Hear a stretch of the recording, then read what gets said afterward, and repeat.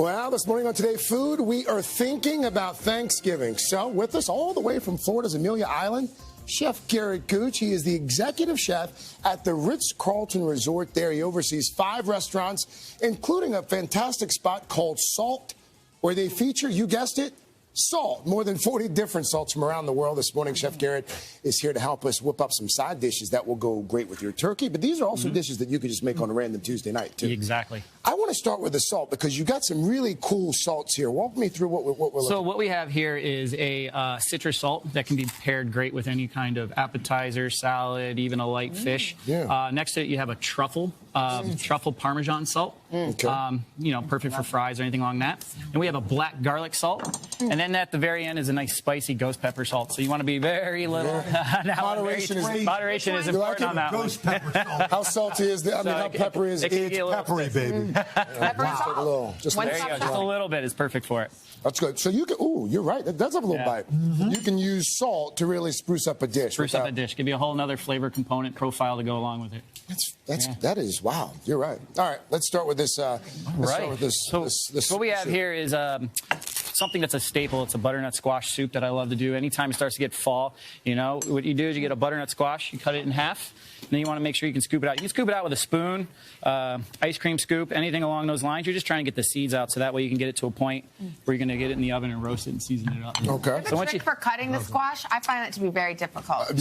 Big sharp knife. Yeah. Sometimes I like to cut the bottom off, make it flat so it won't roll on you. So you get a nice spot there. But next, what I would like to do is I take the butter, throw it in the middle. Right? Oh, as it starts that's to melt, a pro tip. Yeah, as it starts to melt, you get that nice component that goes along with it. Sprinkle salt. Of course. Cinnamon. Just regular salt or use regular salt. This one I like to do regular salt because they're not trying to pull from those other flavors. And why do you put the butter in there? Because as it melts down, it's going to start to absorb in as it starts to get soft. Because you can, yes, there you go. But it's noticed it's not a lot of butter. I try to keep it a little healthy there. Vanilla bean. Vanilla bean. Oh, yeah. And then the best part, you know, you drizzle a little bit of honey over the top of it. Well, this is next level. As it starts to roast, you know, it's going to absorb those flavors and make it very flavorful. All right, so we throw that in the oven at what temperature? So I do about 350 until it's about tender. It's going to be about 35, maybe 40 minutes until you get it tender enough that you can be able to get your finished product here. So what I like to do is you get this juice, the butter and everything, how it stays in the middle. You want to make sure you throw that inside here and get all the butternut squash inside. And what were we simmering in this pot before we added the squash? In that pot right there, we have Vidalia onions, Granny Smith apples that I peel and throw in, and I like to saute The crowd goes wild. I see the lights. So good. So you get a nice little caramelization on it. You want it translucent, but then I like to deglaze with apple cider around the season, you know. I know it's time to make this when I go into the grocery store and I see it on sale. That's the time when I know I'm making this. I make it probably 3 or 4 times a year at my house. Chef, did you make this and then freeze it? I do, actually.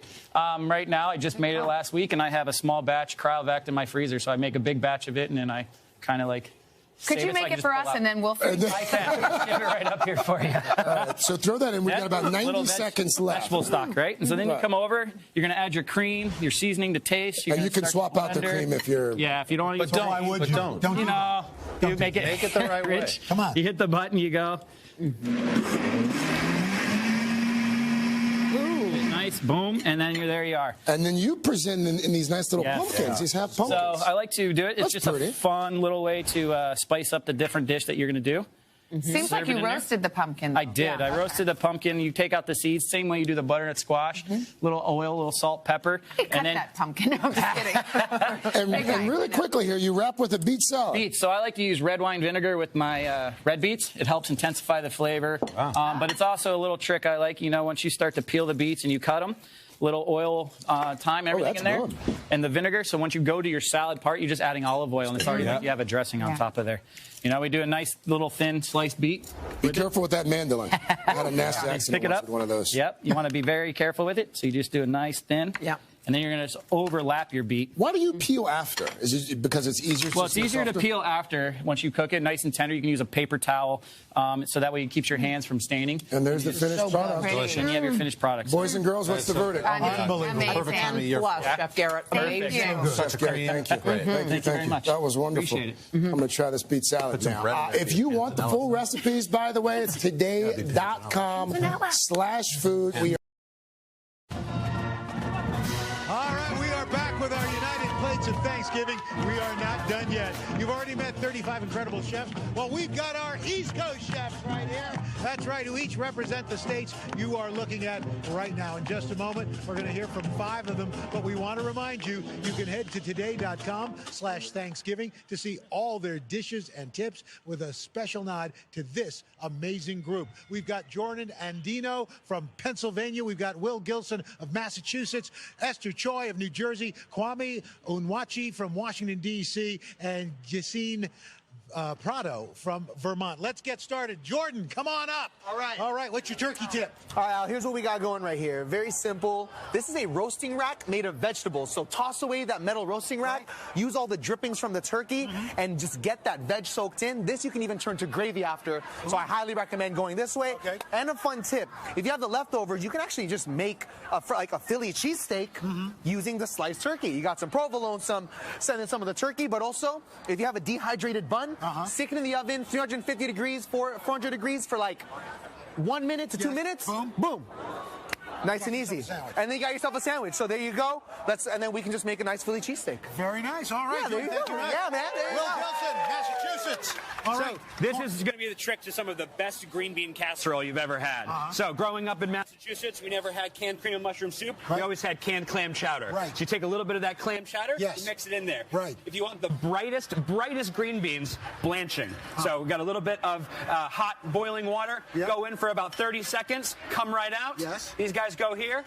Take your clam chowder instead of your cream and mushroom soup. Right over the top. Yeah. Add a little bit of lobster, and we're there. And then the fried onions, and boom. Yeah. Next, who you got? Woo! Esther Choi. First of all, go Jersey. Yes, Jersey. Go Jersey. So All right. Jersey, it's all about the corn. Yes. Corn is my favorite side. And born and raised in Jersey, corn in Jersey is amazing. Okay, so first tip, screaming hot pan, corn. Yeah. You just want to blister it before adding it to any of your favorite corn dishes. Blister your corn. Blister your corn because it will give it that smoky char.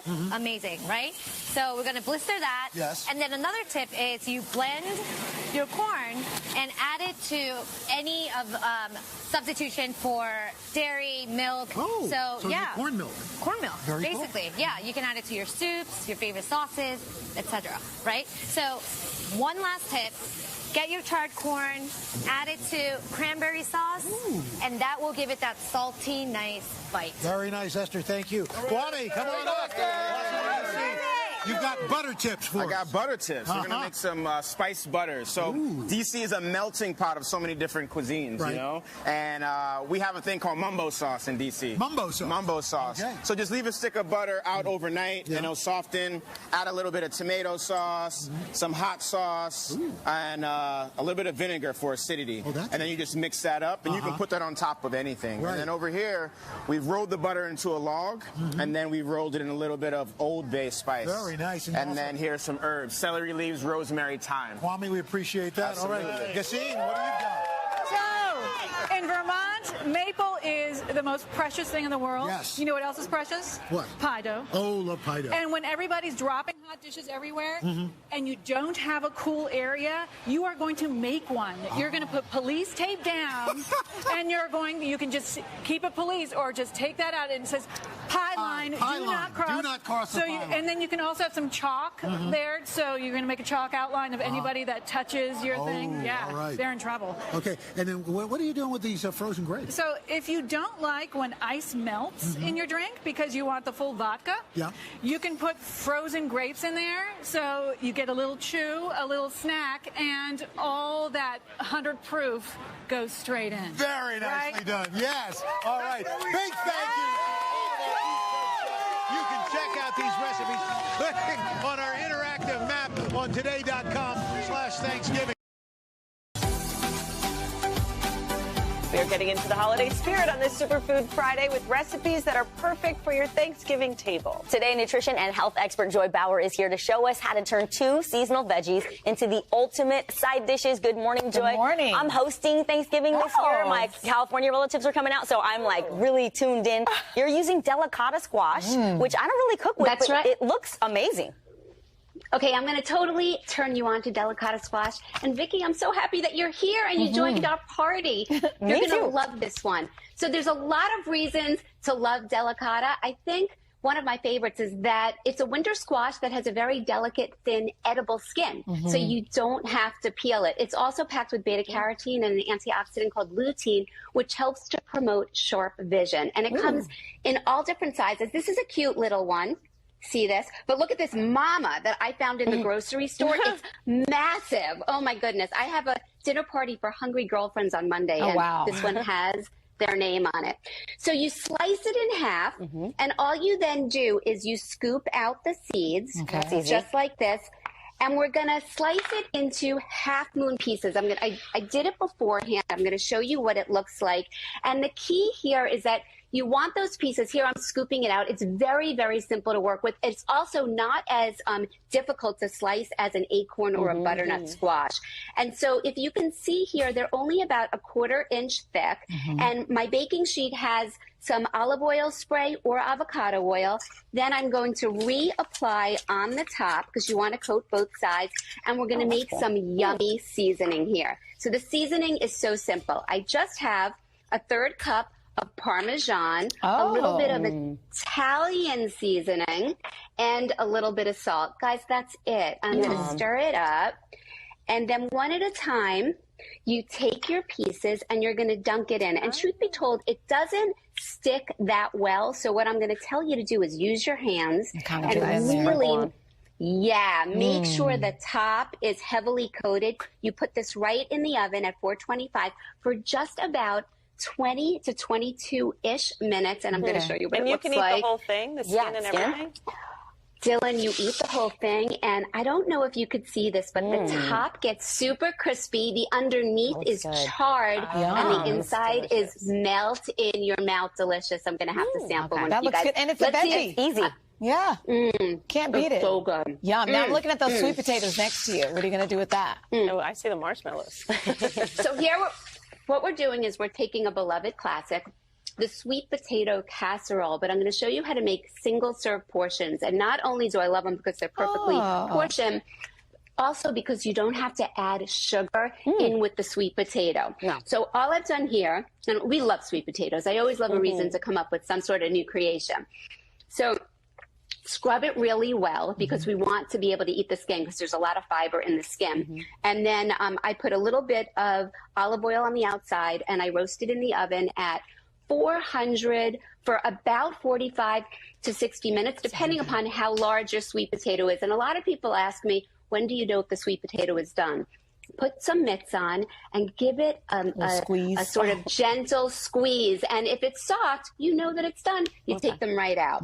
So now I slice them in half, and you take your fork, fluff up the inside, and each inside is going to get 1 teaspoon of butter because we want it to be creamy and rich. We're allowed to have butter? This is fantastic. Yes. And It's Thanksgiving. It's Thanksgiving. A little bit of cinnamon, a little bit of salt, and just mush this around and fluff it. And of course, come on, it's sweet potato casseroles. We need to add the And you know what I like marshmallows. it? It's contained. It's like a single little serving there. It's good. It's totally contained. And then I just put it back in the oven and let those marshmallows get nice and melty. And how pretty those are. I show you them. Yeah, they burn a little fast. bit. I put it in the oven for about 5 minutes, but I would say, to your point, keep an eye on it because you don't want these beauties to burn. They're so delicious and pretty. That looks delicious. Yeah, Thank super you, Joy. simple. 2 sides that you need in your belly. I love it. Very creative. Thank you so much. Always good to see Joy. Bye-bye, guys. Thank you for these recipes. Oh, you know what? Very quickly, I want to say a happy birthday to my mom. I just realized it's my mom's birthday today. Mwah. Bye-bye, guys. All righty, give her some of those yummy things.